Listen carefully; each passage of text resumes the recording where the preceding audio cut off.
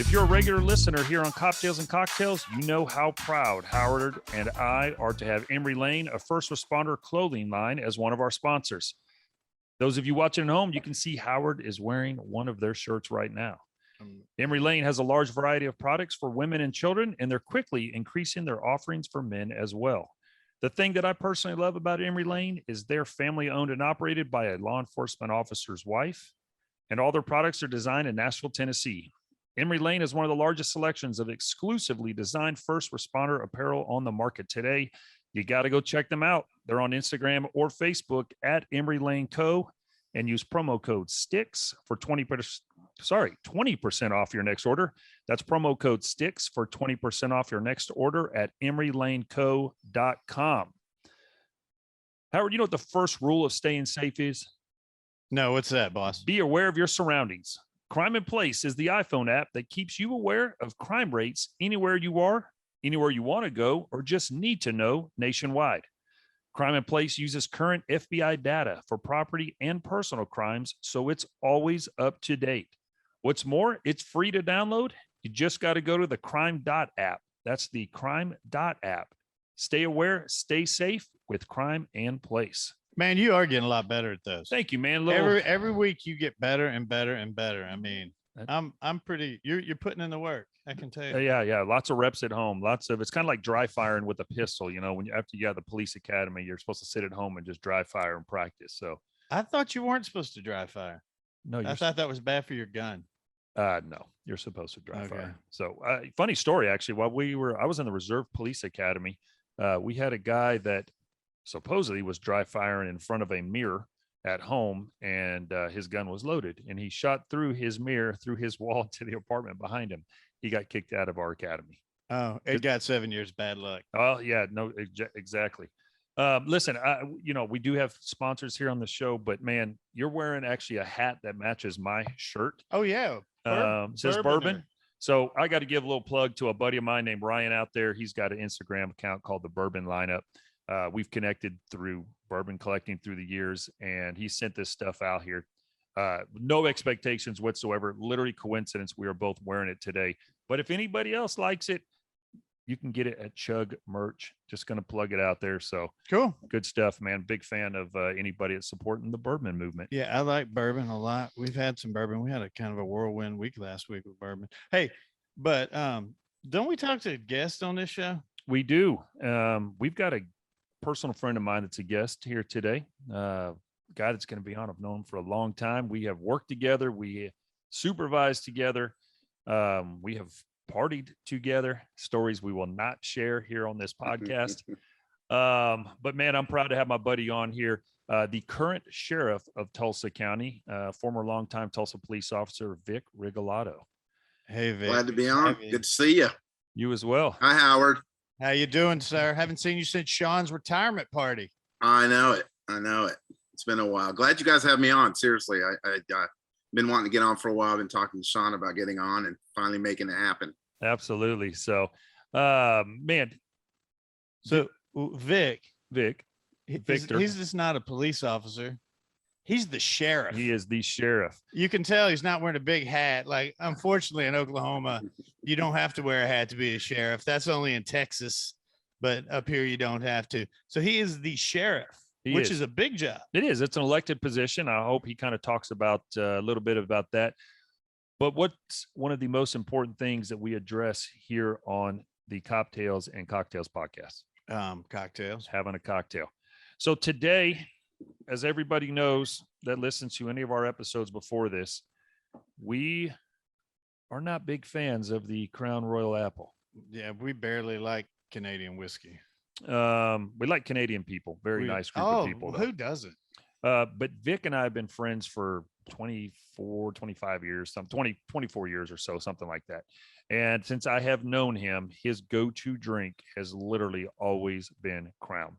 So I picked up a bottle of Crown in his honor. It's a little baby bottle, but it's a cute little bottle. So we've got that. We're mixing it with Crown and Coke. But cheers to you, buddy. Thanks for being on. Cheers. Glad to be here.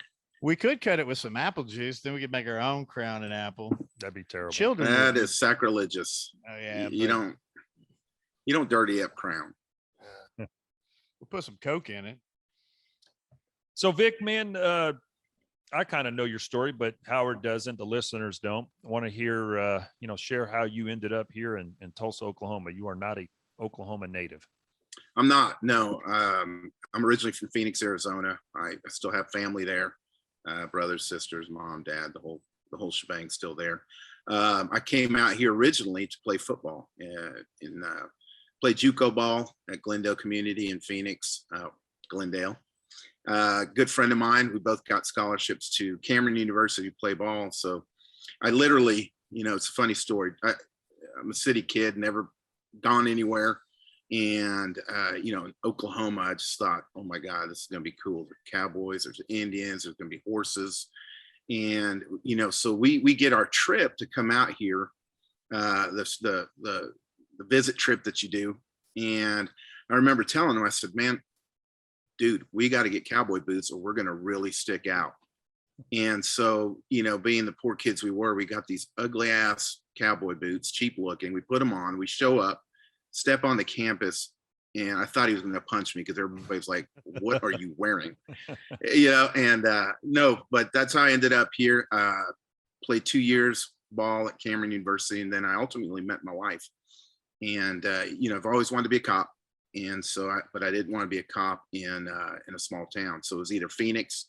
She didn't want to go to Phoenix, and I'm like, well, there's nobody really hiring. It was a hiring freeze in Dallas, Oklahoma City, and Tulsa. And so, as luck would have it, Tulsa PD called and said, hey, we've got a 12-person class. It was off some domestic violence grant, and you're one of the selections. I'm like, oh my God, okay, guess we're staying in Oklahoma. But best decision ever. Loved it. I loved my career with the Tulsa PD. And anyway, the rest is history. Hey, where were those boots? You still got them boots? No, we literally threw those away on campus that day. Yeah, they must have been them square-toed ones, right? If you wear them square-toed ones, you got to wear bedazzled jeans. They were like plastic. It was a weird deal. When it was like some weird material. And I moved to Oklahoma in 1992.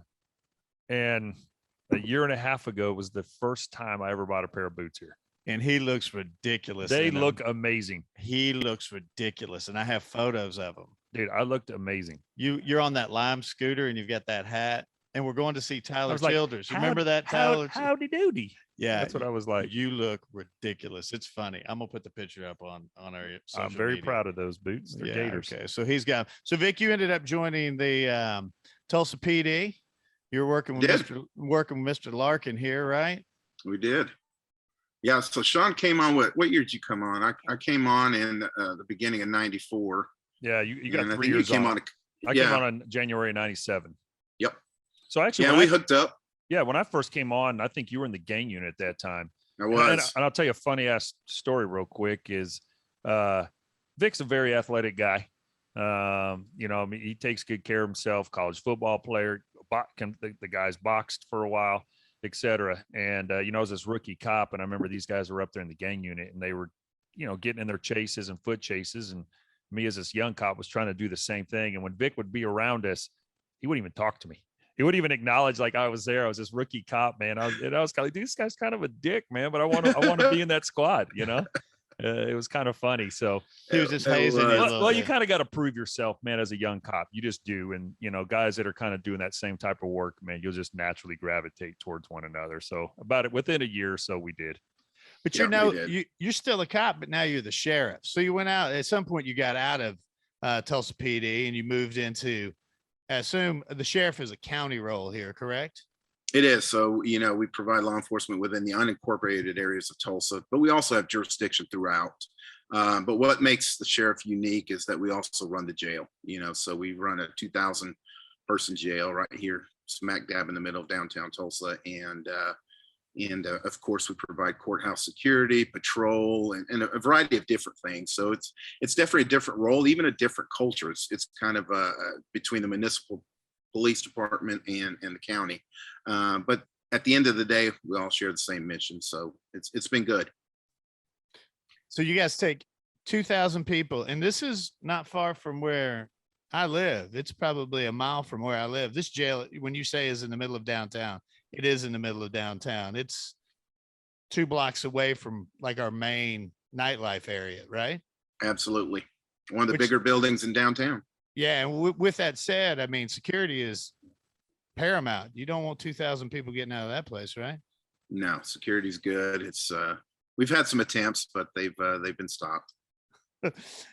I actually ride my bicycle back behind there, which is we refer to Yeah, it kind of as the homeless highway. I would tell you, keep riding. Don't stop in the back behind the jail. No, but when you get to the jail, it's funny because the trail's right there and it's got a big sign that says you're not supposed to be here. And you're like, I was going to cut across that parking lot, but now I'm not going to cut across that parking lot. I'm going to go this way.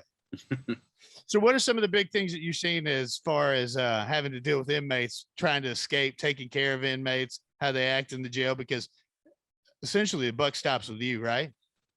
Well, it does, so I oversee the operation. And, what I tell people is that if you're not familiar with the jail, it literally is a city within a city. I mean, we have crimes in there. We have romance in there. We have people waiting on court. We have people waiting to go to prison.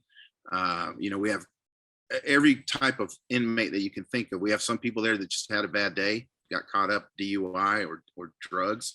And then we have some of Tulsa's most dangerous, murderers that really need to be behind bars. And of course, we do a lot of transporting to and from court to DOC. So there's a lot of stuff going on in there. And I will tell you that being a detention officer is really one of the toughest jobs in the criminal justice system. It's overlooked because you work within the walls. But I will tell you now, having in my 5th year and in my 2nd term, I have a lot of respect for the detention officers that work in prisons and in jails. I was actually just at, Vic's, the sheriff's ball, basically, that he just had a few weeks ago here in Tulsa, actually out in, a suburb of Broken Arrow, which is within Tulsa County. But they, it's an award banquet and they recognize employees there within the sheriff's department at various spots. And without a doubt, I think a majority of the awards that you gave out were to detention officers, from everything from life-saving awards for, literally inmates that were taking their own, trying to take their own life, given medical attention and so forth, just, various different things. They had, someone that tried to escape from there that, that detention After a officers quick break, recognized for we'll be stopping. right back with more And so, cocktails. as he pointed out, that most cops, yes, we're aware there's detention officers there. We turn them over to the jail once we get down there, but we never go beyond a small little section of that jail. But besides what's called the booking area, where you drop them off and turn them over, we have no firsthand experience of anything that goes on behind those walls. Well, we won't hear about some of that then. Do Well- they use stamps for money? No, they, people put money on their books. And, let me tell you, this is kind of a weird deal, a jail deal. But I'll give you a couple of guesses to what is the most valuable item to have in the jail.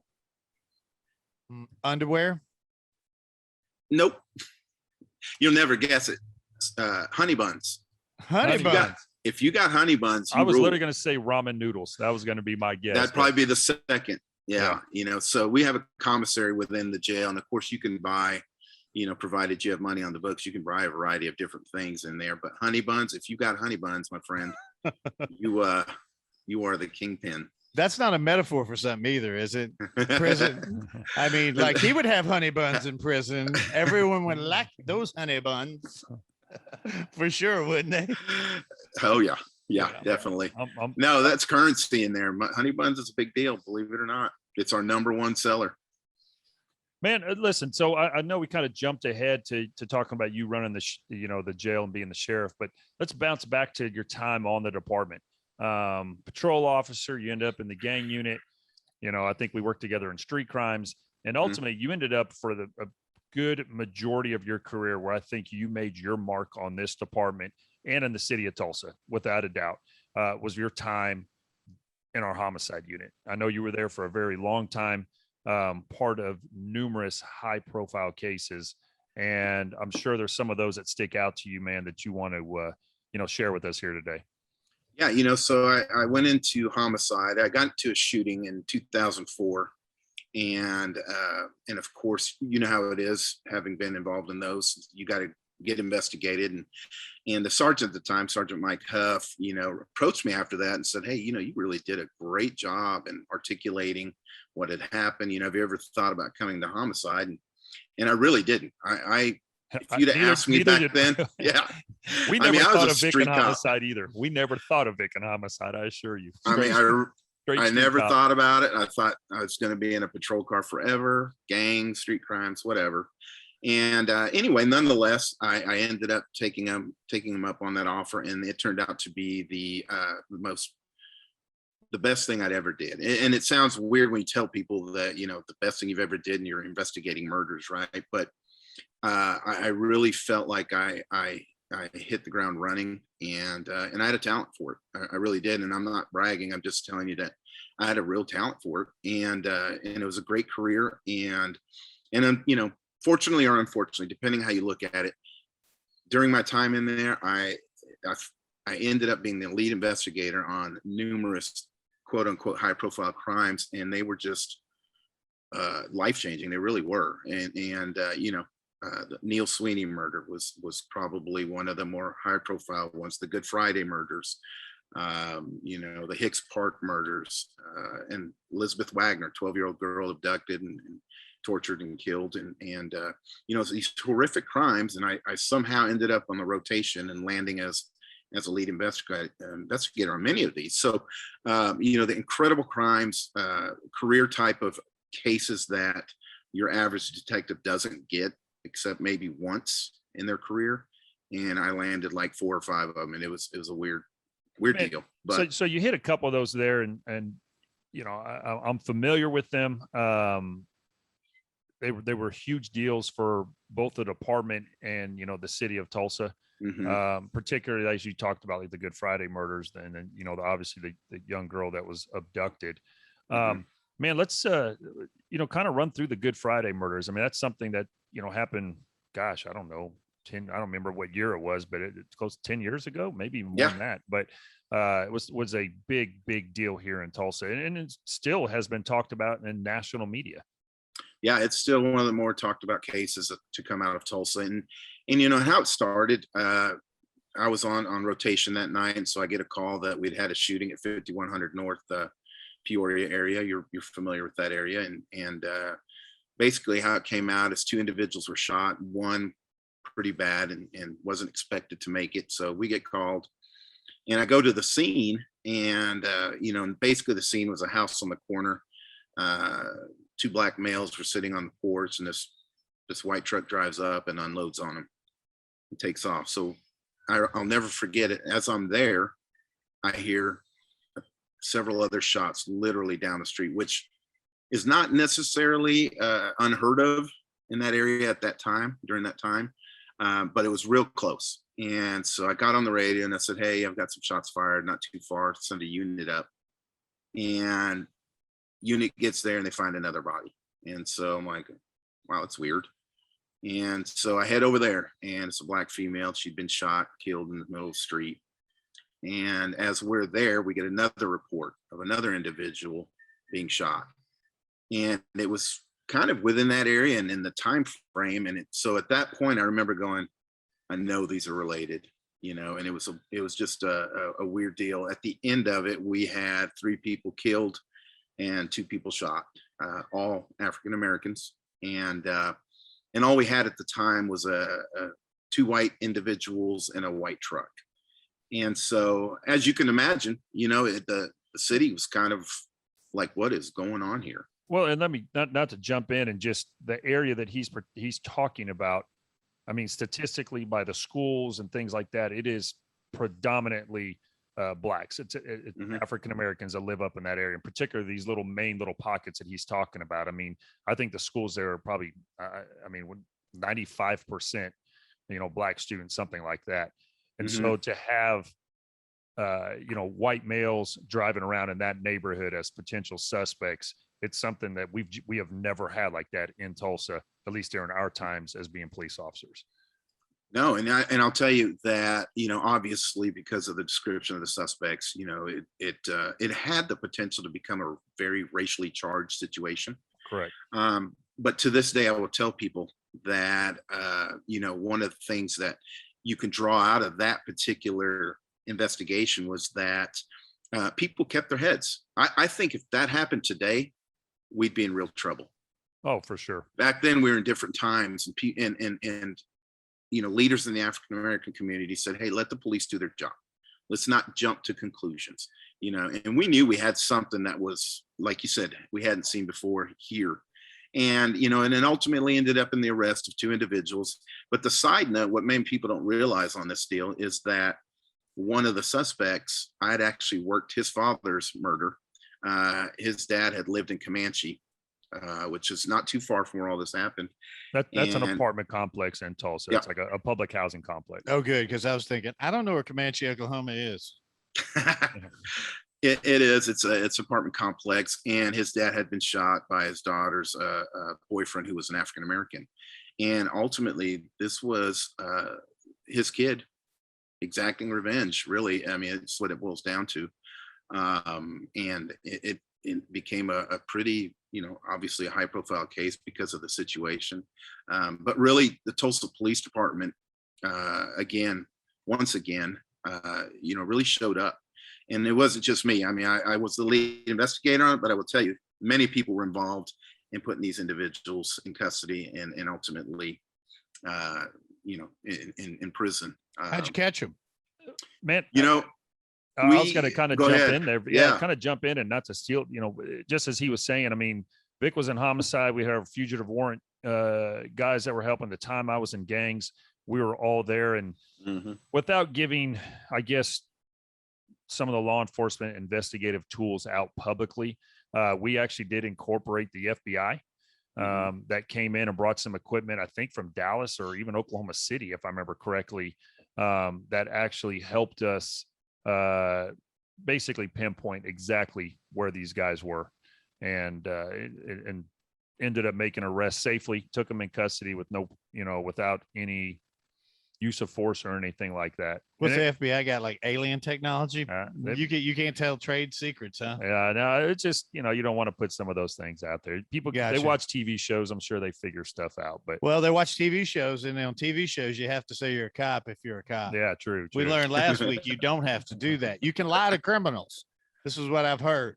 Yes, I'm learning you can. stuff. I'm learning here. And so, man, like I said, I think we got those guys in custody within, like a day or two. That's amazing. Oh yeah, it was very, very quick. Do you remember what the sentence was for? They both pled out to life without parole. They originally were going to be charged with the death penalty, right? And then in a plea, both took life without parole.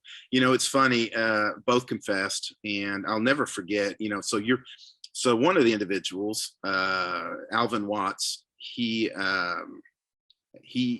was the first that we hit up, and I'll never forget, so we're in there. This is a big deal, and we sit down, and of course, post Miranda, we just simply start off with, tell us about your day. And I'll never forget, this guy's like, oh yeah, no problem. He's eating Cheetos, got this big smile on his face, and he's like, yeah, we went fishing and we really didn't catch anything, and and we were kind of bummed, so we went home and went to sleep. Really? That's your dad. That's amazing. I said, and I immediately knew, I'm like, this guy's going to give it up in about 5 minutes. And, there's this comedian, I don't know if you've ever seen it. He talks about how, here these guys will commit these crazy murders. And then you're like, you're lying. Okay, you're right. I am. I did murder those people. Tom Segura. Segura. Yes. That's who it is. Yes. And I swear this is exactly what that was. I'm like, dude, do I have a sign that says I'm stupid on it? I said, because if I do, let me know. No, you don't, sir. I said, then why don't you tell us the truth? Okay. Yeah. We caught some fish. He did it. Yeah. I don't like Cheetos. It's amazing that people do, there's a misconception out there with people that, hey, they commit murder, you have to be forcing them to talk.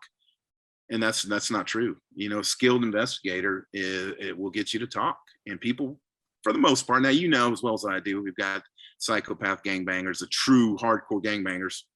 They don't care. I mean, they just don't care. It doesn't matter. You can put anything across their plate, say anything to them, and they just do not care. But those are rare. Most people want to tell you. They won't tell you how they murdered somebody. They just do.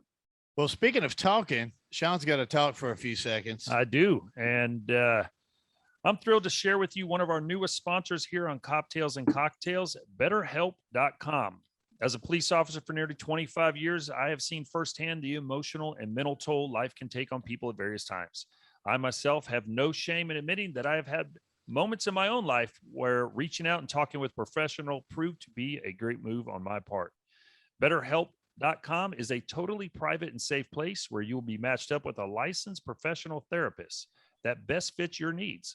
All of your sessions are securely done online, and get a load of this, Howard. You can actually send your counselor a message at any time. It doesn't matter if you're struggling with depression, stress, anxiety, relationships, trauma, and so on. They have professional counselors there to help you work through it. BetterHelp.com is available to anyone worldwide.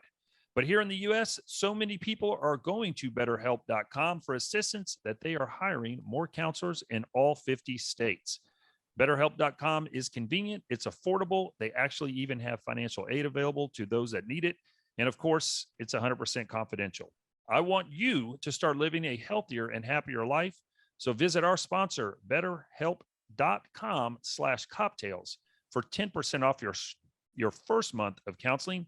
You can join over 1 million people who have taken charge of their mental health. Again, that's BetterHelp, as in HELP.com/cocktails.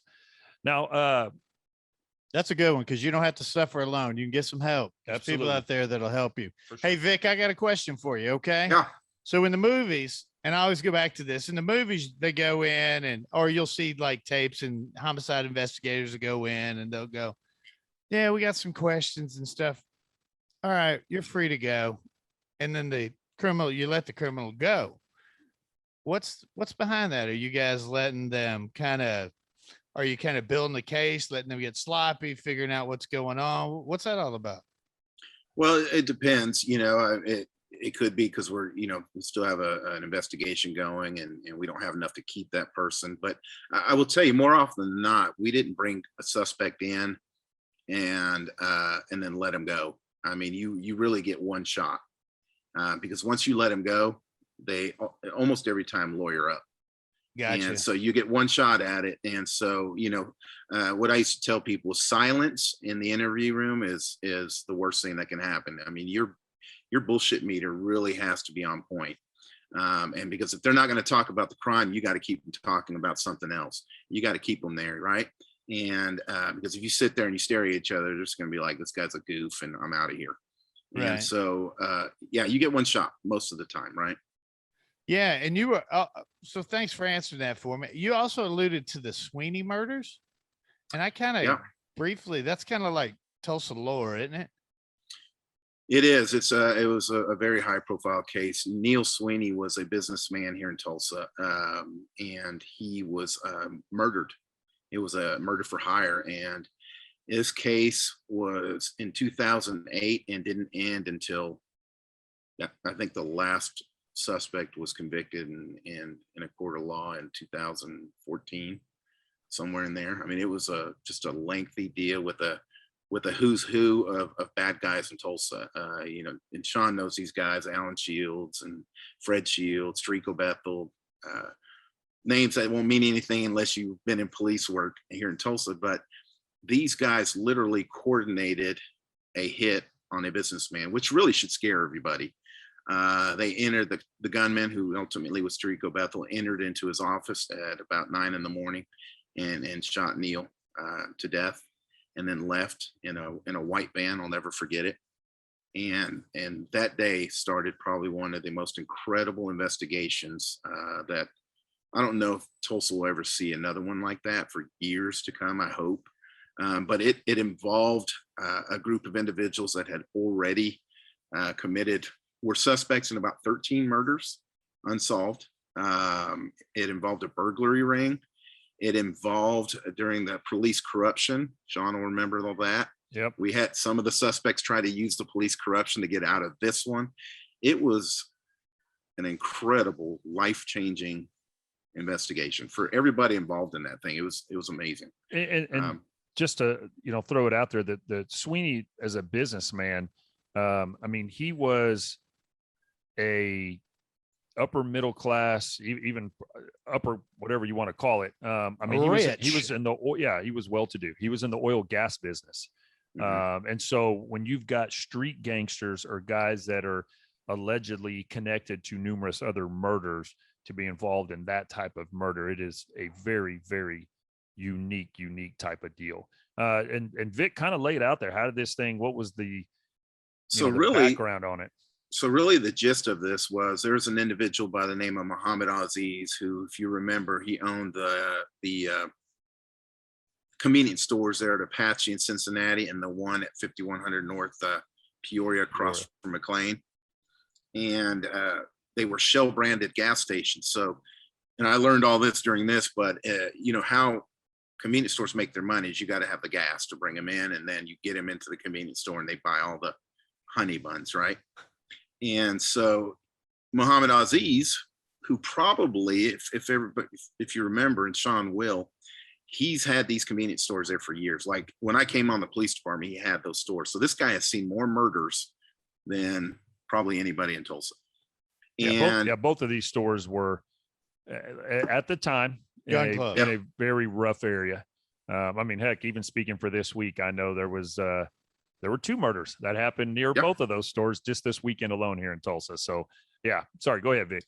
Very violent area at the time. But nonetheless, he was in, so Neil Sweeney was in the Shell branding business. So he would come and he started realizing these stores weren't doing well. So he got onto him and told him, you know, look, you either pick it up or we're going to yank our Shell branding stations and basically put him under. Well, that ultimately happened. And so Muhammad Aziz, being pissed off about it, and he literally testified in court a few years later that, yeah, I had him killed because I was pissed off at him. And so the Shell brand was yanked, and he comes into contact with Alan Shields, who was a notorious individual involved in murders, disappearance of girlfriends, drug trafficking, car theft, multi-state car thefts, and just a bad guy. And says, hey, you know, I want to kill this guy. Can you find me somebody? And so he goes to his brother, Fred, and their cousin, Alonzo Johnson, who is probably the most frightening person I've ever come across. And they end up enlisting a little banger by the name of Tarico Bethel, who was already a suspect in a murder, in a gang-related murder. And they get this guy, they get a stolen van off a car lot in Muskogee.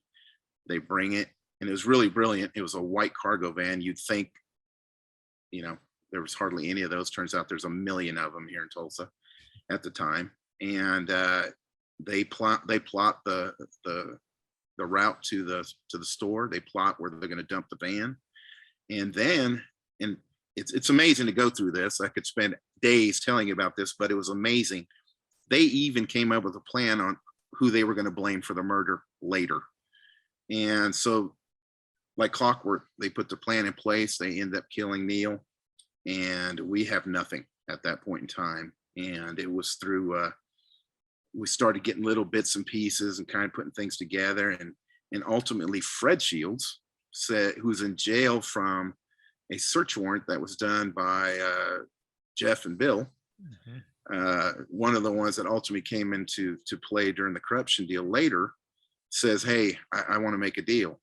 So we come meet with Fred, and Fred says, I know who killed the businessman. And we're like, what? And he says, yeah, he puts it on, and I can't remember this guy's name, but he puts it on another guy.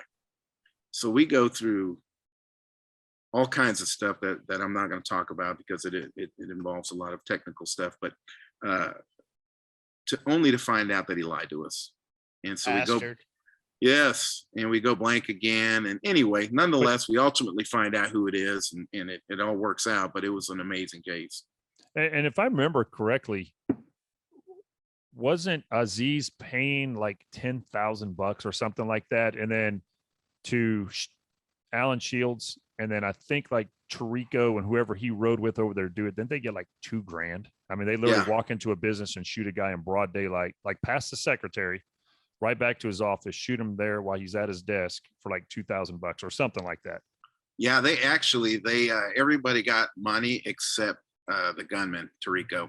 Oh. They ended up, he's lucky he's not dead. That was the ultimate plan, is they were going to pop him, get rid of him, and move on. I mean, these were violent. In fact, in the years that I've worked in Tulsa, I can't think of any group that was more violent than No, these without a doubt. individuals. And there are, just as he kind of Vic hit on earlier, there are individuals that are still listed as missing people here in Tulsa that are believed to have been killed by this group. And just talking about Fred Shields, very early in my career, he and another guy, suspects, whatever you want to call it, they murdered a buddy of theirs for some money for a dope thing. And it was actually a guy that we've had here on the podcast before, Jerome Boyce. They murdered somebody to use money to buy dope from Jerome Boyce. Jesus. That we had on here. And this was a quote unquote homeboy of theirs that was rolled up in carpet inside of the apartment in broad daylight, set into the bed of the truck that the guy drove over, and then driven out and set on fire. And so both Fred Shields and this other gentleman pointed fingers at each other, and ultimately were both convicted for arson, for burning the body, and unlawful disposal of a dead body. Yep, I remember that. That was I can't remember his name, but he was. Yeah, I know exactly. Here, yeah, that was one of them. Michael Childs. Michael Childs. There you go. Yeah. He was also a pretty violent guy too, but. That's the group of guys that these guys were with. I mean, they were literally bona fide evil. They were just evil. Absolutely. Hey, you were talking about the Johnson guy, the cousin. You said he was particularly terrifying. What made him particularly terrifying? Was it his size, or was it he was just the devil? If you looked at this guy, you would think he's kind of nerdy looking. He was skinny, plain looking, but the guy has probably killed more people. And just put this in perspective. So we listened in on some phone calls, and we're listening to him one night in particular, and he's talking to this guy out of Dallas, and they're talking about, and you have to understand they're talking code, but we know what they were talking about. They're talking about future murders, how they're going to get out of this one. And he gets beeped in. He's like, hey, hold on one second. It's my son. He goes literally from talking about murdering people, switches over. He's like, hey son, how you doing? He's like, good. He's like, how was school today? Good. Are you getting A's? Now it's important that you pay attention in math and English. Those are important, son. You know how I feel about getting good grades. Yes, sir. And he sounds like any loving father, and then switches right back into gangster mode as soon as he gets off with his son.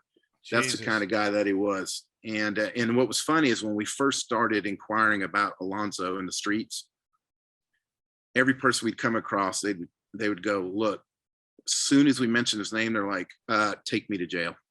We're not doing anything. We're not talking to you. We're not snitching on you. Take me to jail. And this group, I mean, they weren't like they weren't like your typical young street gangster, like not drive-by shootings, not, hey, there's those guys at the corner, let's go blast them. It wasn't like that. I mean, these were thought out, planned killers. Yeah. I mean, well, they remember killers that were also involved in the dope game, the burglary game, the auto theft game, etc. They were stealing high-end cars from Texas, Missouri, Kansas, and then selling them at the drag races for parts, making tons of money. And they flew under the radar. I mean, they really did. They were smart, violent, but they were, for your run-of-the-mill gangster, they were pretty genius. Yeah, Vic, we got about 7 minutes left here before we got to wrap this up, man. In 5 minutes or so, can you talk about this poor young girl, that case that you were on?